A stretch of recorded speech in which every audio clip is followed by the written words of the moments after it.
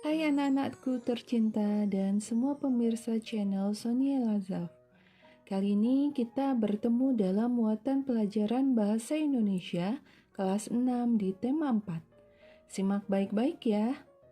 Apa kabarnya kalian semua? Semoga Ibu doakan kalian selalu dalam keadaan sehat ya. Amin. Sebelum belajar, marilah kita berdoa. Selesai. Ayo kita mulai belajar. Dalam muatan pelajaran Bahasa Indonesia kali ini, kita akan belajar di KD 3.3 menggali isi teks pidato yang didengar dan dibaca, serta KD 4.4 menyampaikan hasil karya pribadi dengan menggunakan kosakata baku dan efektif sebagai bentuk ungkapan diri. Tujuan pembelajaran kali ini, 1. Peserta didik dapat menggunakan kata sapaan yang tepat. 2. Peserta didik dapat mengidentifikasi bagian-bagian teks pidato. Ketiga, peserta didik dapat membuat kerangka teks pidato. Sebelumnya, kita akan belajar tentang kata ganti orang. Kata ganti orang merupakan salah satu jenis kata ganti dalam bahasa Indonesia. Kata ganti adalah salah satu jenis kata yang fungsinya untuk menggantikan kata benda atau orang tertentu yang tidak disebut secara langsung. Penggunaan kata ganti dimaksudkan agar suatu kalimat disampaikan secara lebih efektif dan tidak bertele-tele. Kata ganti orang terbentuk dalam 3 bagian. Yang pertama, kata ganti orang pertama merupakan kata ganti orang yang terlibat sebagai pelaku utama. Kata ganti orang pertama tunggal adalah aku, saya. Kata ganti orang pertama jamak adalah kami, kita. Yang kedua adalah kata ganti orang kedua. Kata ganti orang kedua ini digunakan untuk lawan bicara yang terlibat langsung dengan penulis pada kalimat. Kata ganti orang kedua tunggal adalah Anda, kamu, engkau.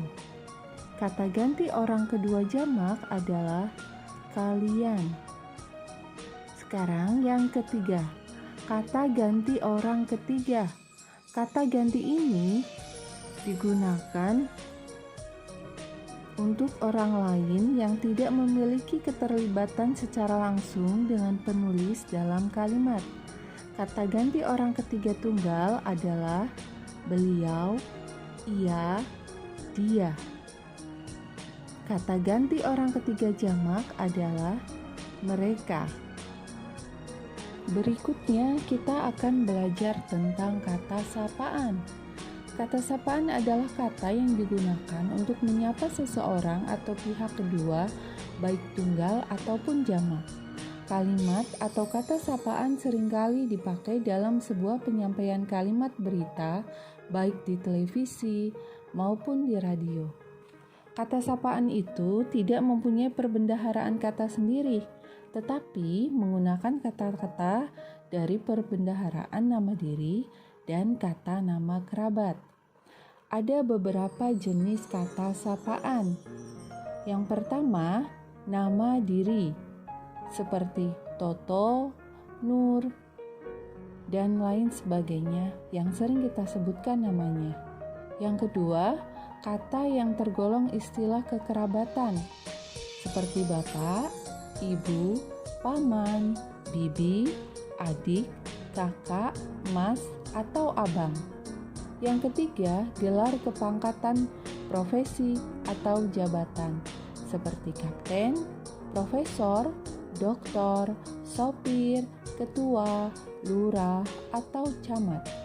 Yang keempat, kata nama, seperti tuan, nyonya, nona, Tuhan, atau sayang. Yang kelima, kata nama pelaku seperti penonton, peserta, pendengar, atau hadirin. Dan yang keenam adalah kata ganti persona kedua Anda. Setelah kita belajar tentang kata ganti orang dan kata sapaan, sekarang waktunya kita belajar tentang bagian-bagian pidato. Masih ingatkah kalian apa itu pidato?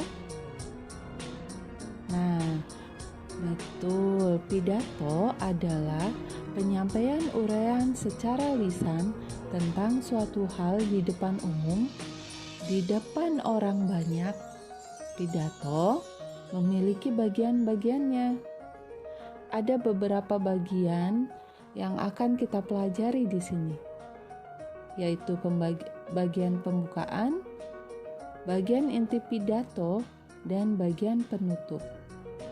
Di dalam bagian pembukaan, terdapat salam pembuka, ungkapan sapaan, dan kalimat pembuka.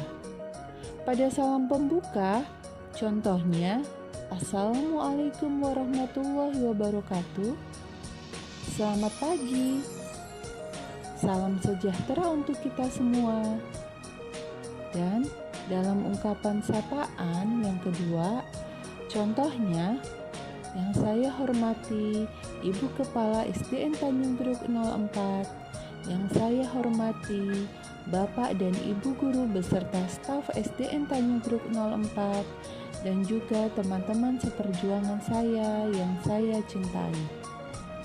Dan untuk kalimat pembuka umumnya berisi tentang ucapan syukur. Contohnya, puji syukur kehadirat Tuhan Yang Maha Esa yang telah melimpahkan rahmat dan hidayahnya sehingga kita dapat hadir di sini.